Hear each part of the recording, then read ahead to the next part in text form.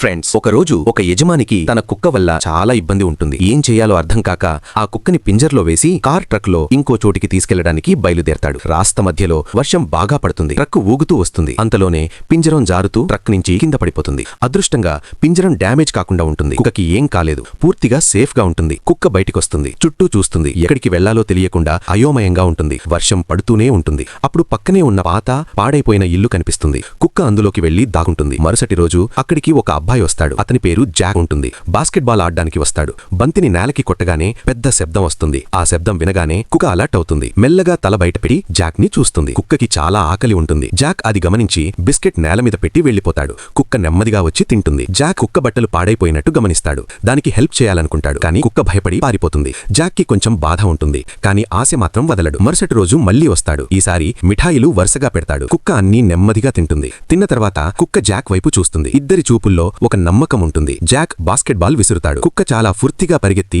బంతిని మళ్లీ తీసుకువస్తుంది. ఇలా ఇద్దరూ కలిసి ఆడుతూనే ఉంటారు. ఎన్నిసార్లు విసిరినా కుక్క పర్ఫెక్ట్ గా బంతి తిరిగిస్తుంది. జాక్ కుక్క టాలెంట్ చూసి ఆశ్చర్యపోతాడు. దాన్ని ఎత్తుకుని చుప్గా ఇంటికి తీసుకొస్తాడు. ఇంట్లో ముందుగా స్నానం చేయించాలనుకుంటాడు. కుక్కకి నీళ్లంటే భయం ఉంటుంది. అప్పుడు జాక్ బాస్కెట్బాల్ నీళ్ల టబ్లో వేస్తాడు. బంతి కోసం కుక్క నీళ్లలోకి దూకుతుంది. స్నానం అయిపోతుంది. వెంట్రుకలు ఆరబెడతాడు. పళ్ళు శుభ్రం చేస్తాడు. కొంచెం పర్ఫ్యూమ్ కూడా వేస్తాడు. కుక్క పూర్తిగా మెరిసిపోతుంది. మళ్లీ ఇద్దరూ ప్రాక్టీస్ చేస్తూ ఉంటారు. కానీ ఒకరోజు జాకీ లేఖ వస్తుంది. టీం నుంచి తీసేస్తున్నారనే విషయం ఉంటుంది. జాక్ చాలా నిరాశలో ఉంటాడు. బాస్కెట్బాల్ ఆడకూడదని నిర్ణయించుకుంటాడు. కుక్క బంతిని తోస్తుంది. జాక్ పట్టించుకోడు. మూడోసారి తోసినప్పుడు కుక్క ముఖంలో బాధ ఉంటుంది. అప్పుడే జాక్ అర్థం చేసుకుంటాడు. ఈ కుక్క నాకు ఓడిపోవడం చూడలేకపోతుంది అని.